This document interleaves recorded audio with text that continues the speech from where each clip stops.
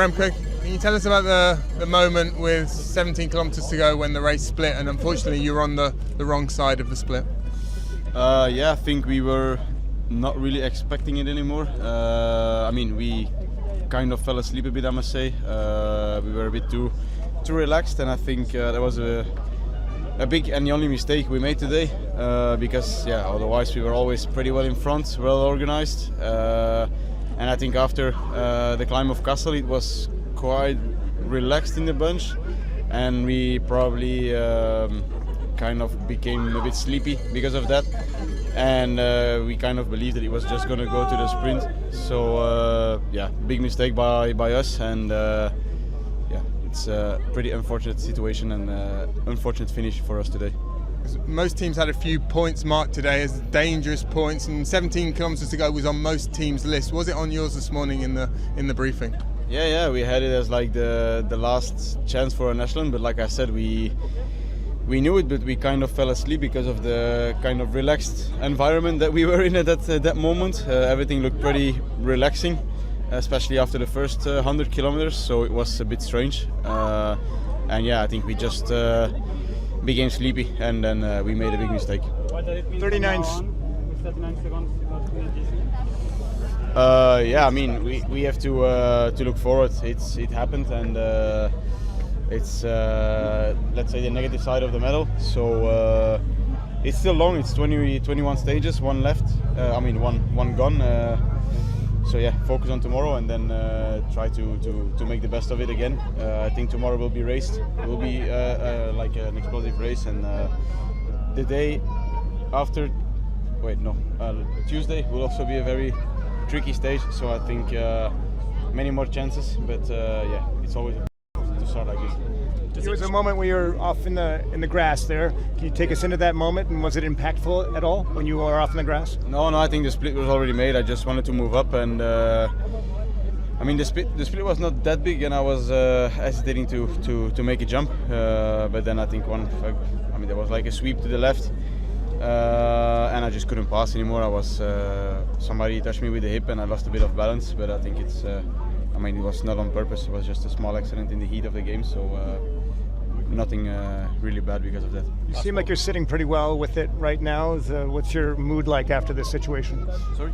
It seems like you're sitting pretty well with it.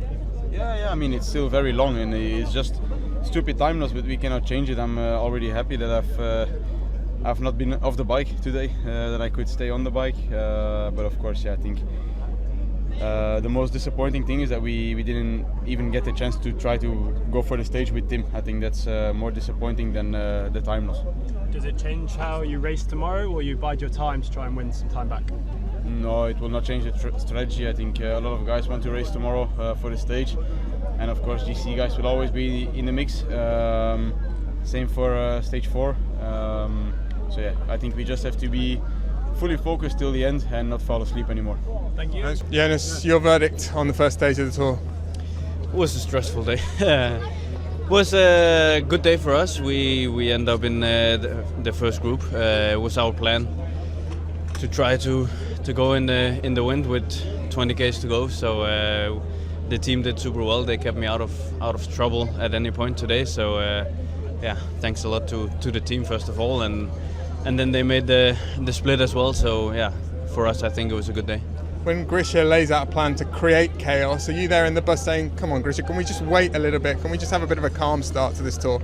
To be honest, it's either us or somebody else trying. At that moment, we knew it would come straight from the side. So and we knew there was wind enough. So at that point, you know that either you go or somebody else is going. So at that point you might just be doing it yourself. Then you know you're on the front at least. So that was our approach today, and we succeeded in that. And we know you want to keep Simon as high up the general classification as possible. He obviously had a pretty difficult day today. That is, I suppose, the one negative note of the day. Yeah, sure. Of course, it's not nice that Simon lost, I think, about 6 minutes. So, that was a bit of a bump on the road, to be honest.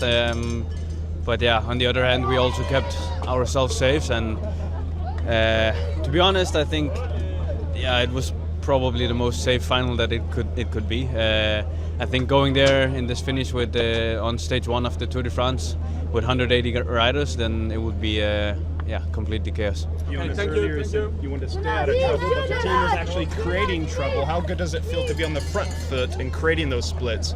No, I mean, it's obviously nice to be on the front. As I said, if everyone knew there would be wind there, so we just had to try. It's a time game. Primoz was very philosophical this morning. He's talking as though he's not too bothered anymore about winning the Tour de France. I think it's maybe a mental game, but how do you feel after losing time on the first stage? I feel pretty good in being safe at the finish line. If we ask Filippo Ganna how he feels about the Tour de France stage number 1, he probably feels much worse, and we're really sorry for him, and we're happy that it didn't happen to us, and we would even be more happy if we have the same standing after stage 6, because it's going to stay hectic, and I'm happy that Primoz is relaxed about the whole tour, because I think if you're too stressed about it, it can only go the wrong way. And I do think today in the bunch it was a little bit the case that people were making decisions based on how much risk am I willing to take, rather than it's all or nothing. Rolf, 17 kilometres to go, it was a key point. Remco's just told us that his team sort of went to sleep and they assumed at that point there were going to be no more splits. You obviously knew as well that 17 kilometres to go was a key point. Well, I think we knew, we were told, but it's, as I said, risk management. And then you do what? Then you overtake in the grass and jump over riders and so on. Or you say, okay, it is what it is. Let's cross fingers that it does not split. Or cross fingers that we can limit losses. And I think, me personally, I feel a little bit sorry for Jordi that he didn't get his chance to sprint. But for the overall, with Lipovic and Roglic coming home safe, that's what it is, and was big importance. Thanks, Rolf.